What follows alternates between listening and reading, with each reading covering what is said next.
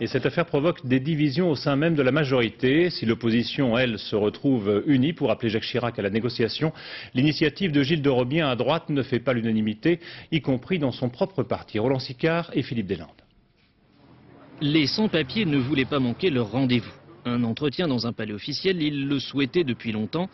D'ailleurs, l'impatience était telle qu'ils étaient un peu en avance. D'accord, donc on va attendre devant la porte.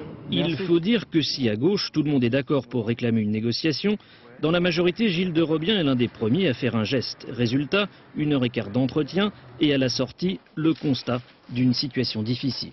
J'ai le sentiment aujourd'hui qu'ils sont demandeurs de dialogue, qu'ils comprennent la complexité de la situation au regard de la loi française, qu'ils perçoivent bien que la situation de tous dans l'Église n'est pas identique et que des solutions modulées et au cas par cas sont à rechercher.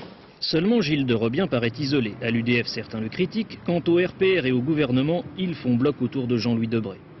Jean-Louis Debré, il a le devoir impérieux de faire ce que l'on attend de lui, c'est-à-dire son travail de ministre. Donc je le soutiens tout à fait. Et je crois qu'il ne faut pas se laisser déborder par ceux qui, en mal de cause, ont décidé d'utiliser ces pauvres sans-papiers comme une chair à canon politique.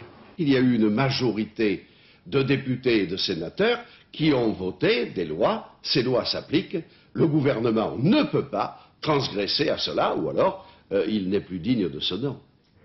En tout cas, la réception des sans-papiers à l'Assemblée montre bien que l'affaire se déplace sur le terrain politique. Entre une gauche qui mobilise et une majorité qui se divise, le gouvernement doit trouver une solution.